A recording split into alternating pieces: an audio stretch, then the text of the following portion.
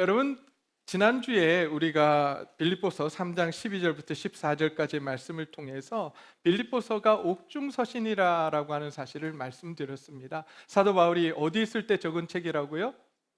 네, 옥중에 있을 때, 로마 감옥에 있을 때, 가택연금이 되어 있을 때 적은 서신이 옥중서신입니다. 근데 이 옥중서신인 빌립보서의 주제가 뭐라고 말씀을 드렸죠? 기쁨과 감사다라고 말씀을 드렸습니다. 여러분, 어떻게 옥중에 있는데 기뻐할 수 있고 또 감사할 수 있었을까요? 그죠? 참 이상합니다. 옥중에 우리가 만약에 저 같으면 옥중에 있으면 불평과 또 불만과 또 이런 것들을 쏟아냈을 텐데, 이 사도 바울은 그 옥중에서 기뻐하라라고 우리에게 권면합니다. 그리고 감사하라고 우리에게 말씀해 주고 있습니다. 어떻게 사도 바울은 그런 인생을 살 수 있었을까요? 어떻게 주를 위해서 끝까지 믿음의 경주를 할 수 있었을까? 우리가 지난주에 한번 살펴보았습니다. 그러면서 사도 바울이 우리에게 세 가지를 기억하라라고 당부했는데, 여러분 기억하시죠? 네, 기억하신 줄 믿습니다. 네, 자, 첫 번째 뭐라고요? 예수님께 잡힌 인생이 되라. 두 번째, 과거와 결별하라. 세 번째, 그리스도께 시선을 고정하라. 다시 한번 하겠습니다. 첫 번째, 예수께 잡힌 인생이 되라. 두 번째, 과거와 결별하라. 세 번째, 예수 그리스도께 시선을 고정하라. 이 세 가지를 기억하라라고 그렇게 사도 바울이 당부를 하고 있습니다. 지난주에는 우리가 첫 번째에 대해서 우리가 살펴보았습니다. 예수님께 잡힌 인생이 되라. 여러분, 예수님께 잡힌 인생이 되라는 게 어떤 의미입니까? 주님의 사랑과 은혜에 매여 살아가라라고 하는 거예요. 주께서 우리에게 베풀어 주신 그 은혜와 사랑에 매여 살아가는 인생이 바로 예수님께 잡힌 인생인 것입니다. 의무감으로 형식적으로 예배 자리에 나오는 것이 아니라 정말 주님이 주신, 내게 허락하신 그 은혜와 사랑에 감사해서 이 자리에 나와서 주님을 예배하고 주님을 찬양하는 그러한 삶이 되라라고 말씀하고 있습니다. 이제 나온 우리 동네 제일교회 성도님들 모두가 주님의 은혜와 사랑에 감사해서 이 자리에 나오신 줄 믿습니다. 네, 그렇게 나오셨기에 이제 하나님께서 오늘 이 예배 가운데 우리의 심령을 만져주시고 다시 한번 회복시켜 주실 줄 믿습니다. 자, 그렇다면 이제 오늘은 지난주에 살펴보지 못했던 두 번째, 세 번째. 자, 두 번째가 뭐였죠? 네, 이때는 띄워주셔야 돼요. 미리 띄워주세요. 자, 두 번째가 뭐라고요? 과거로부터 벗어나라. 결별하라, 벗어나라. 여러분, 과거로부터 벗어나라라고 사도 바울은 우리에게 말합니다. 13절 말씀이에요. 13절 말씀 함께 보시겠습니다. 형제들아, 나는 아직 내가 잡은 줄로 여기지 아니하고 오직 한 일, 뒤에 있는 것은 잊어버리고 앞에 있는 것을 잡으려고 라고 말합니다. 자, 이제 사도 바울은 우리에게 말합니다. 내가 한 일, 즉 뒤에 있는 것은 잊어버리고 라고 말합니다. 잊어버리라고 합니다. 무엇을 잊어버리라고요? 뒤에 있는 것을 잊어버리래요. 그렇다면 이제 뒤에 있는 것이 무엇일까? 우리가 한번 살펴보기를 소원합니다. 여러분, 달리기를 하는 사람, 요즘은 운동회를 잘 안 하기는 하던데, 운동회 예전에 다 해보셨죠? 자, 운동회 할 때 제일 모두가 하는 그 경기가 뭡니까? 달리기예요. 어느 한 사람 빠짐없이 하는 것이 달리기인데요. 달리기 할 때 선생님들이 꼭 당부하는 것이 있습니다. 학생들에게. 그게 뭐죠? 뒤돌아보지 말고 달려야 돼, 이런 이야기를 합니다. 근데 꼭 뒤를 돌아보는 아이들이 있어요. 뒤에 애들이 얼마나 오는지 뒤돌아보다가 어떻게 돼요? 넘어져요. 그래서 달리기 선수들을 보면 절대 뒤를 돌아보지 않습니다. 왜냐하면 뒤를 돌아보는 순간 속도가 줄어들 뿐만 아니라 몸의 균형이 깨져서 넘어질 수 있기 때문에 뒤를 돌아보지 않습니다. 자, 우리는 믿음의 경주를 달릴 때 사도 바울이 우리에게 경고를 합니다. 기억하라라고 우리에게 말씀합니다. 뭐 하라고요? 뒤를 돌아보지 말라고, 과거와 결별하라고, 과거로부터 벗어나라고 말합니다. 그렇다면 지금 사도 바울은 자기 자신의 삶 속에서 뒤에 있는 것을 돌아보지 않겠다라고 하고 있는데, 그러면 그 뒤에 있는 것이 무엇일까요? 사도 바울이 오늘 본문에 보니까 오직 한 일, 자신이 한 일, 즉 뒤에 있는 것은 내가 잊어버렸다라고 말합니다. 자, 뒤에 있는 것은 무엇일까요? 오늘 본문은 아니지만 3장 5절과 6절을 보게 되면 사도 바울이 지금 무엇을 말하고 있는지 우리가 알 수 있는데요. 5절과 6절 한번 보겠습니다. 5절과 6절을 보게 되면 이렇게 되어 있습니다. 나는 8일 만에 할례를 받고 이스라엘 족속이요 베냐민 지파요 히브리인 중에 히브리인이요 율법으로는 바리새인이요 열심으로는 교회를 박해하고 율법의 의로는 흠이 없는 자다라고 말씀하고 있습니다. 자, 이것이 무엇이냐면 지금 자기가 가지고 있는 과거예요. 자기가 가지고 있는 과거 두 가지입니다. 이 말씀을 보게 되면 두 가지가 나오는데, 첫 번째는 죄책감이에요. 두 번째는 종교적인 성공 혹은 업적입니다. 이 두 가지로부터 사도 바울은 벗어나라라고 우리에게 말합니다. 첫 번째 6절에 나오는 이제 죄책감과 상처로부터 벗어나라라고 말합니다. 자, 과거 우리가 살아가면서 우리의 삶 속에 죄책감이나 혹은 상처를 가지고 있는 분들이 계십니까? 오늘 이 말씀을 통해서 그 죄책감과 상처로부터 벗어나는 귀한 시간이 되기를 간절히 소원합니다. 사도 바울은 그의 과거에 어떤 죄책감이 있었을까요? 6절 말씀을 보게 되면 그가 과거에 교회를 핍박했노라고 말합니다. 교회를 얼마나 핍박했던지, 열심으로 교회를 핍박했던 자라라고 그는 고백합니다. 스데반 집사가 돌에 맞아 순교할 때 그 현장의 총책임자가 누구였냐면 이 사도 바울이었어요. 뿐만 아니라 예수 믿는 사람들을 잡아 가두기 위해 살기가 등등해서 돌아다녔던 핍박자가 누구였냐면 바로 사도 바울이었습니다. 뿐만 아닙니다. 예수님께서 십자가에 죽으실 때 공의의 회원으로 있었던 사람이 바로 이 사도 바울이었어요. 다시 이야기하면 예수님을 십자가에 못 박으라고 소리쳤던 사람 중에 한 사람이 바로 사도 바울이었던 것입니다. 그랬던 그였습니다. 그러기에 사도 바울은 자기가 잘못했다, 예수 그리스도를 만나고 나서 자기가 얼마나 큰 죄를 지었는지, 얼마나 잘못을 했는지 그가 깨닫게 되었고 그 앞에 엎드려지게 되었습니다. 그런데 만약 사도 바울이 이 과거의 행동에 대한 죄책감에 발목이 잡혀 있었다면 어떻게 됐을까요? 그가 잘못했던 그 잘못 때문에 죄책감에 발목이 잡혀서 계속 있었다면 그가 사역을 할 수 있었을까요? 그가 복음을 증거할 수 있었을까요? 그가 그토록 많은 사역들을 할 수 있었을까요? 할 수 없었을 겁니다. 왜냐하면 사단은 그 죄책감을 갖고 있는 사도 바울의 귀에 계속해서 속삭였을 것이기 때문입니다. 바울, 내가 무슨 사도냐? 내 손에 스데반의 피가 묻어 있고 내가 박해한 성도들이 저기 눈을 뜨고 살아있는데 내가 감히 어떻게 복음을 전하니? 라고 끊임없이 사도 바울의 귀에 속삭였을 것입니다. 그러기에 사도 바울은 아무것도 할 수 없었을 거예요. 그 죄책감 때문에, 그 트라우마 때문에, 그 상처 때문에 아무것도 할 수 없는 상황이 되었을 것입니다. 그런데 사도 바울은 그 죄책감의 소리를 십자가에 올려드립니다. 그리고 이제 십자가에 그 죄책감을 못 박습니다. 나는 이제 그리스도의 사람이다. 나는 이제 예수 그리스도의 피값으로 구원받은 하나님의 자녀다. 예수님께서 나의 모든 죄를 용서해 주셨다라고 선포합니다.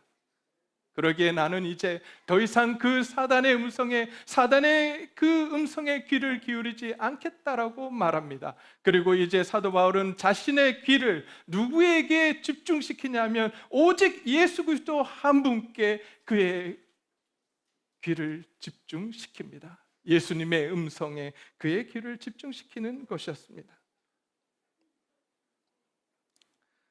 그러기에 사도 바울은 기독교 역사 속에서 가장 위대한 일들을 해낼 수 있었습니다. 만약 우리가 주님이 용서하신 과거의 실패와 상처에 매여 있으면 우리는 한 걸음도 앞으로 나아갈 수 없습니다. 사단이 계속해서 우리의 과거를 가지고 참소하기 때문입니다.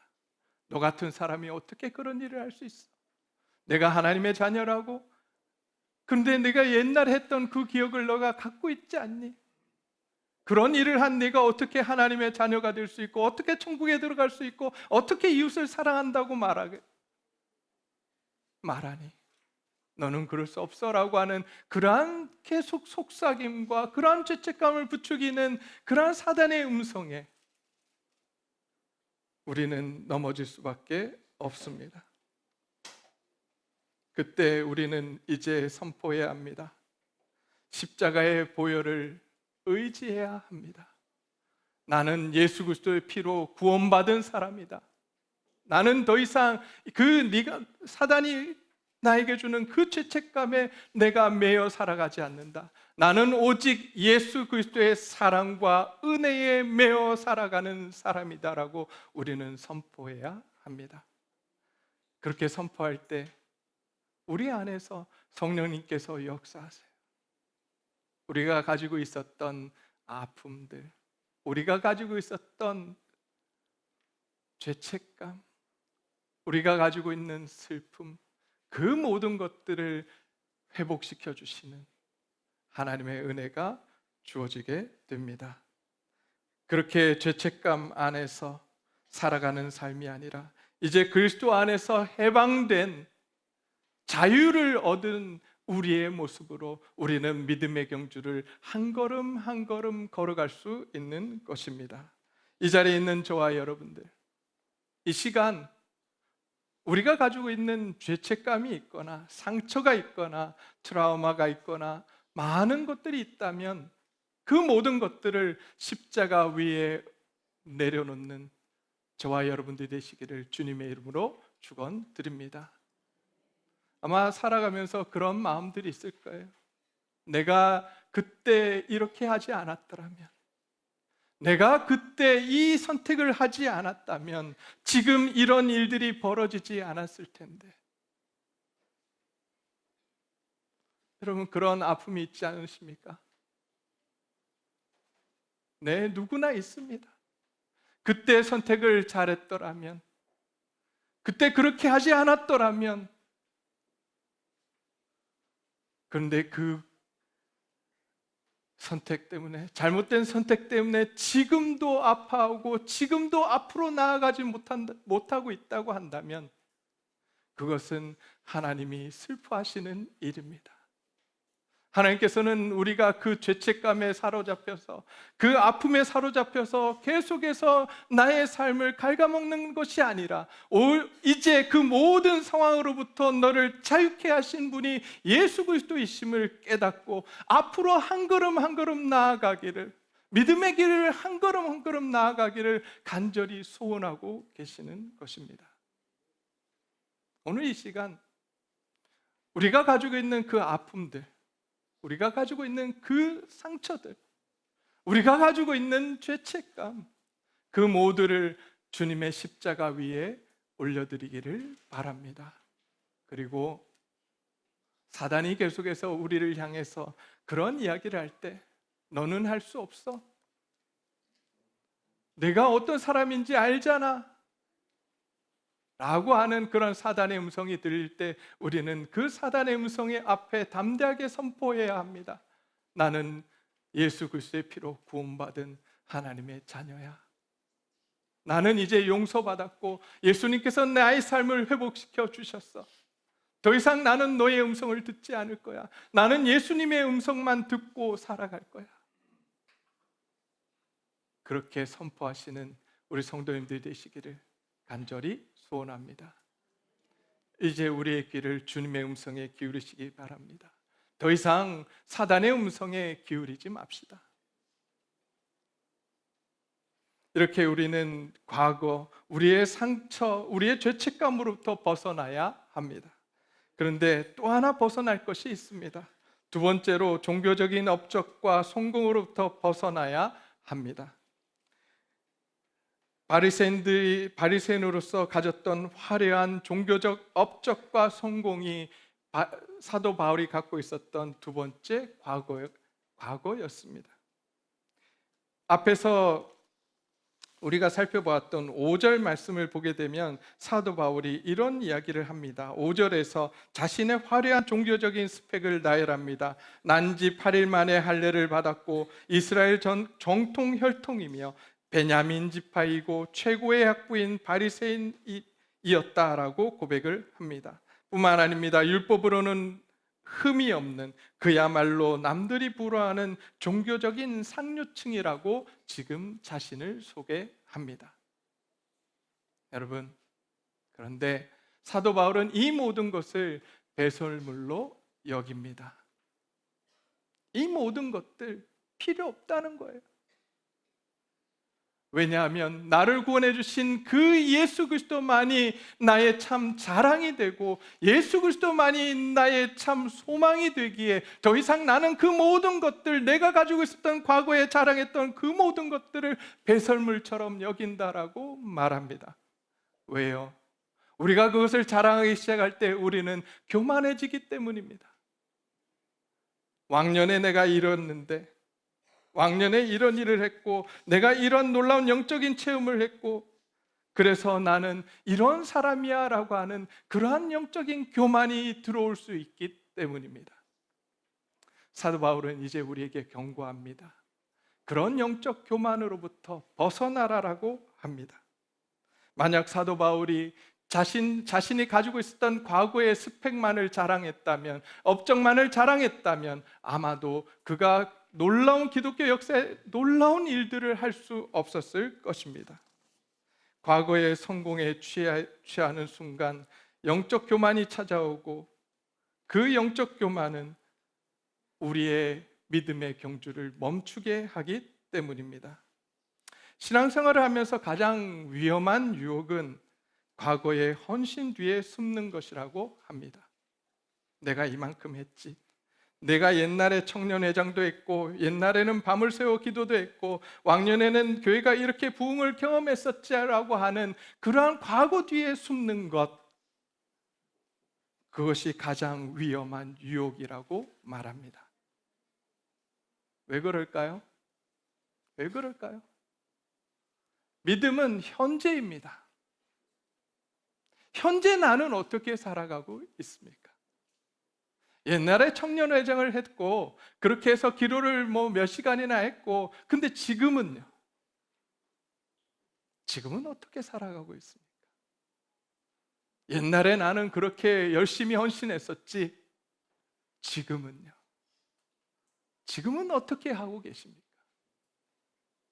하나님께서 우리에게 물으십니다. 지나간 과거가 아니라 지금 오늘 이 시간 너는 어떻게 살아가고 있니?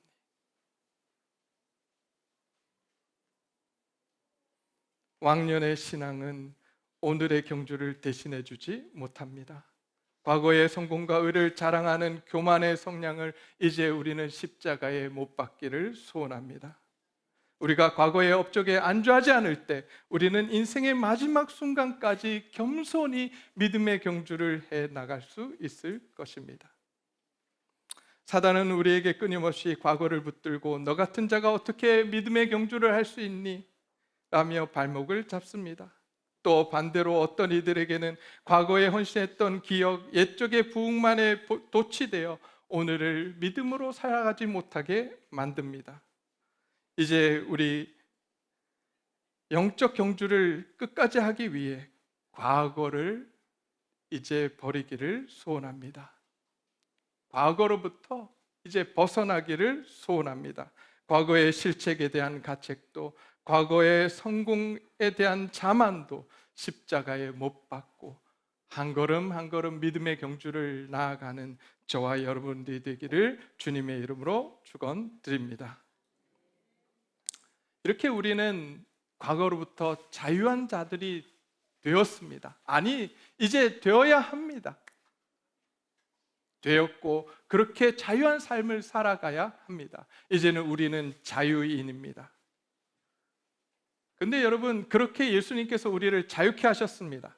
그러면 우리가 이제 많은 분들이 이런 생각을 해요. 내가 이제 예수 그리스도의 은혜로 사랑으로 자유케 되었으니 이제 내가 할 일이 없다라고 이야기합니다. 나는 이제 가만히 있으면 된다라고 생각합니다. 여러분, 그래서 제가 전에 한번 이런 예화를 드린 적이 있어요. 여러분, 그 배가 엔진을 켜고 있을 땐 그 자리에 있습니다. 있을 수 있어요. 근데 엔진을 끄고 가만히 있잖아요. 그럼 어떻게 될까요? 우리가 생각할 때 배가 그 자리에 가만히 있을 거라고 생각하죠. 그죠? 엔진을 끄고 가만히 있으면 배가 그 자리에 가만히 있을 거라고 생각하지만 그렇지 않습니다. 바다에는 뭐가 있죠? 해류가 있습니다. 그래서 그 해류에 따라서 배는 흘러가게 돼 있어요. 그것을 우리가 뭐라고 표현하냐면 배가 표류한다라고 말합니다. 배가 어디로 가는지 알 수 없어요. 자기가 어디로 가고 있는지 알지 못합니다. 그렇습니다. 우리가 자유인이 되었다고 해서 우리가 믿음의 엔진을 끄고 믿음의 걸음을 멈추고 나는 이제 이 자리에 가만히 있을 거야 라고 하는 순간부터 우리는 뒤처지기 시작합니다. 우리는 세상에 속하기 시작합니다. 세상에 물들기 시작합니다. 이제 우리는 믿음의 엔진을 다시 켜야 합니다. 그리고 믿음의 걸음을 한 걸음 한 걸음 나아가야 합니다. 우리가 생각할 때 우리 마음은 그냥 가만히 있으면 되는 것처럼 생각하지만 여러분, 우리 마음은요 진공 상태처럼 돼 있어요. 무엇인가로 채워야만 합니다. 진공 상태이기 때문에 그 빈 공간에 무엇인가로 채워지게 돼 있어요. 가만히 있으면 우리가 어디서 살아가고 있죠? 세상을 살아가요. 그러다 보니 우리 안에 무엇으로 채워져요? 세상 것들로 채워져요. 우리가 듣는 것들, 여러분 주의 말씀을 많이 듣습니까? 아니면 세상의 이야기를 많이 듣습니까? 일주일 단위로 우리가 생각해 봅시다. 아니, 하루 단위로 생각해 봐도 우리가 주의 말씀을 더 많이 듣습니까? 아니면 사람들의 이야기, 세상의 이야기를 더 많이 듣습니까? 네, 저를 생각해 봐도 그래요. 주의 말씀을 연구하고 새벽 기도를 하고, 그것도 억지로 하죠. 목사니까. 네. 그럼에도 불구하고 제가 제 시간을 놓고 보면 주의 음성을 더 많이 듣는가, 세상 이야기를 더 많이 듣는가 살펴보면 세상 이야기를 듣는 시간이 더 많은 것 같아요. 그러면 우리 마음이 무엇으로 채워지겠습니까? 여러분, 무엇으로 채워질까요? 세상으로 채워지는 거예요.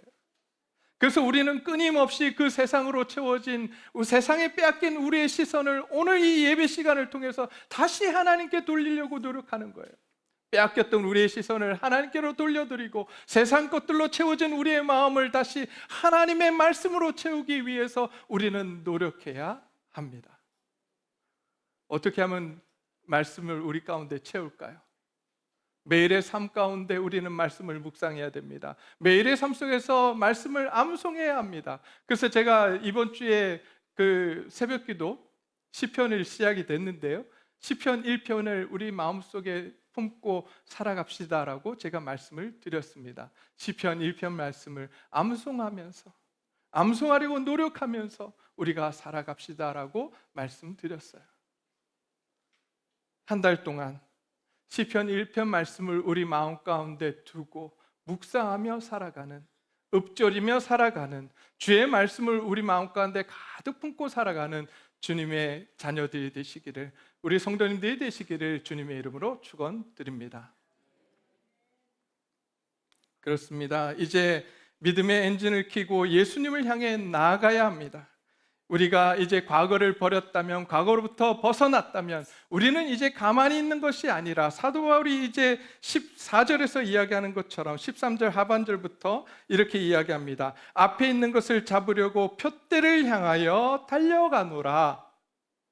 표대를 향하여 달려간다라고 합니다. 앞을 향해 나아가는데 앞에 무엇이 있느냐? 표대가 있대요.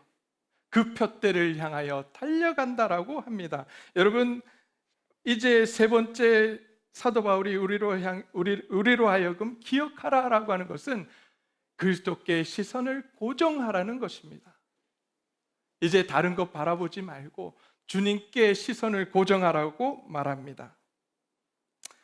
14절에서 표대를 향해 달려간다라고 사도 바울은 선언합니다. 이 표대는 다른 것이 아닙니다. 우리의 영적인 경주에서 주어지는 결승점에 표집하는 오직 한 분, 예수 그리스도이십니다.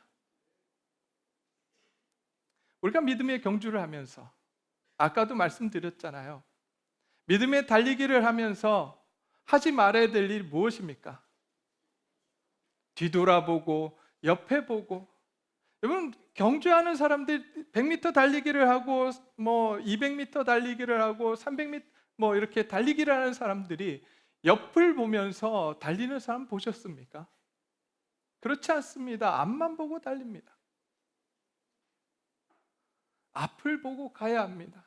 결승점이 어디인지, 나의 결승점을 향해서 눈을 두고 달려갑니다. 우리의 삶 속에서도 이제 우리가 더 이상 다른 것에 우리의 시선을 빼앗기지 않기를 소원합니다. 우리의 마지막 목표인, 표대인 예수 그리스도를 바라보며 살아가는 저와 여러분들이 되시기를 간절히 소원합니다. 믿음 생활을 하는 것이 무엇입니까? 여러분, 믿음 생활하면서 소망하는 것이 무엇입니까? 예수님 닮는 거 아닙니까? 하늘나라 가면 누가 가장 칭찬을 많이 받겠습니까? 누가 많이 상을 받겠습니까? 어떤 사람이 대우를 받을까요? 봉사 많이 한 사람요? 전도 많이 한 사람요? 하늘나라는, 천국은 예수님을 많이 닮은 사람이 대우받는 곳입니다. 우리의 삶이, 우리의 믿음 생활이 다른 것에 있지 않습니다. 예수님 닮는 것에 있어야 합니다. 여러분, 예수님 사랑하십니까? 정말 예수님 사랑하십니까? 아멘 소리가 너무 작은데요? 예수님 사랑하십니까? 다시 하죠. 아멘이 아니라 예수님 사랑합니다라고 같이 한번 고백했으면 좋겠습니다.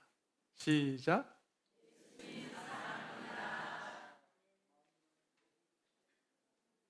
여러분, 예수님 사랑하시죠?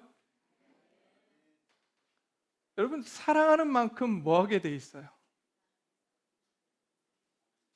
사랑하는 만큼 어떻게 되죠? 여러분, 저는 제 아내를 사랑합니다. 네, 왜 웃으세요? 저는 사랑합니다. 저희 아내도 저를 사랑하고, 그래서 저희 아내하고 저하고 닮았어요. 별로 호응을 안 하시는데 닮았어요. 왜 닮는지 아세요? 사랑하니까. 제가 결혼식 주례를 할 때마다 느끼는 게 무엇이냐면, 야, 사랑하면 닮는다더니 진짜 결혼하는 부부들 보면 닮았다. 어떻게 저래 닮을 수가 있지? 라고 생각을 합니다. 시간을 지나면서 사랑하면 더욱더 닮아갑니다. 그래서 우리는 그런 이야기를 합니다. 사랑하면 닮습니다. 여러분, 예수님 사랑하십니까? 아멘 소리가 확 줄었어요. 예수님 사랑하십니까?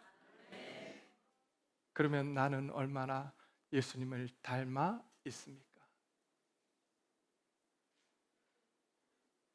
세상 사람들이 나를 보며 예수님 같다라고 이야기를 듣습니까? 내가 당신을 보니까 예수님 같아. 당신을 보니까 뭔지 모르게 너무 좋아. 여러분, 그게 믿는 사람들, 우리가 가져야 될 모습이에요. 예수님을 사랑하기에 예수님을 닮아가는 거예요.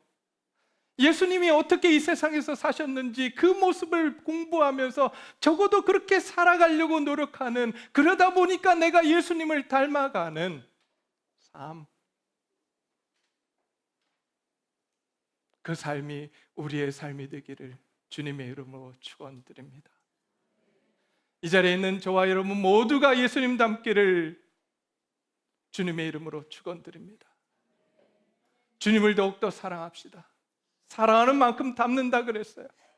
주님을 깊이 사랑해서 주님을 많이 닮으시고, 그래서 하나님으로부터 칭찬받는, 천국에 가서 모든 사람부터 존경받는 귀한 우리 성도님들이 되시기를 주님의 이름으로 축원드립니다. 사도 바울은 이제 예수님 닮기를 소원했습니다. 그리고 이제 위에서 부르신 부름의 상을 바라보며 나아간다라고 말합니다. 사도 바울은 지금 자신은 감옥에 누워 있지만 자신이 바라보는 그것은 이 세상 것이 아니라고 이야기합니다. 하늘나라의 것, 하나님이 주실 그 영원한 하늘의 면류관을 바라보고 있다라고 고백하고 있습니다. 저와 여러분이 이 세상을 살아가면서 우리의 시선이 자꾸 세상을 향한다면 낙심할 수밖에 없습니다. 세상을 바라보십시오. 세상을 보면 얼마나 나보다 잘난 사람들이 많습니까? 얼마나 돈이 많은 사람들이 많습니까? 얼마나 권력 가진 사람들이 많습니까? 얼마나 잘난 사람들이 많습니까?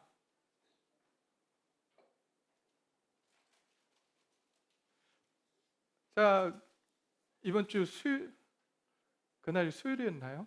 하여튼 그 구청장님 취임식이 있어서 거기 이제 초청을 받아서 갔다 왔어요. 갔다 왔는데 간 이유가 다른 게 아니라 저희 돌봄센터가 이제 5년이 되어서 재계약을 해야 되기 때문에 일단 어쨌든 얼굴 도장을 찍어야 되겠다, 재계약하기 위해서. 그래서 갔습니다. 갔더니 참 잘난 사람들 많더라고요. 네. 근데 처음에 들어갔는데 주눅 들어요. 뭐 삐까번쩍한 옷 입고 또 막 내가 누구네 하면서 이렇게 다니는데, 근데 그 순간 내 안에 들었던 마음이 뭐냐면, 저 사람들보다 내 안에 있는 예수 그리스도가 더 위대하신 분이다. 그 순간 거기 있는 많은 사람들이, 여러분 참 안타까운 건 그거예요. 거기 있는 분들 중에 교회 다니시는 분들이 별로 없어요. 교회 다니시는 분들이 별로 없어요. 절에 다니시는 분은 너무 많은데 교회 다니시는 분들이 너무 없어요.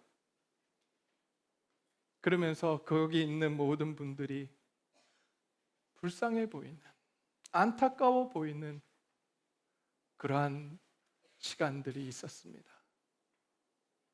여러분, 저와 여러분들은 세상을 바라보면 주눅들 수밖에 없습니다.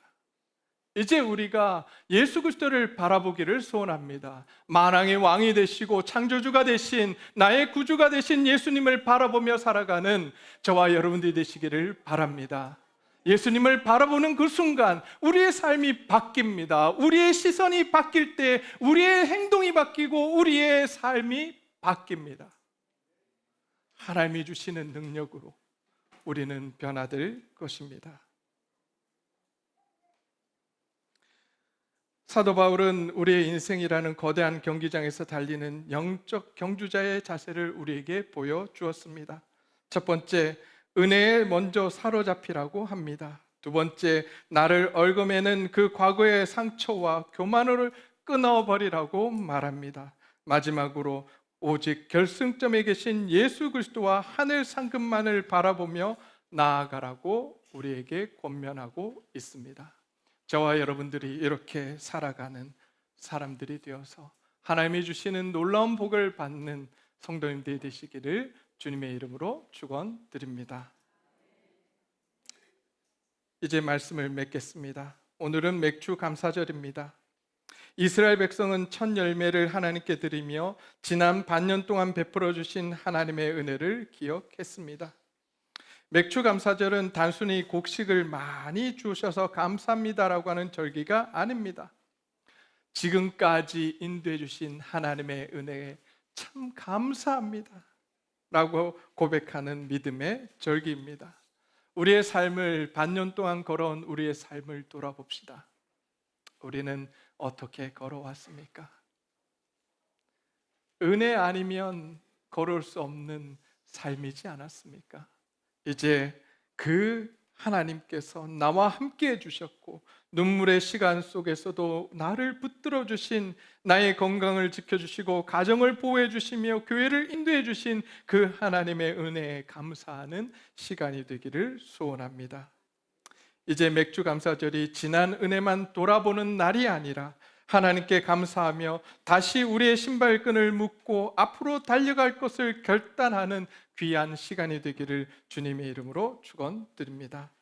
사도 바울은 우리에게 이렇게 말합니다. 뒤에 있는 것은 잊어버리고 앞에 있는 것을 잡으려고 푯대를 향하여 달려가노라 라고 말합니다. 이제 우리는 하나님 앞에서 고백하기를 소원합니다. 지난 실패를 내려놓겠습니다. 지난 성공도 내려놓겠습니다.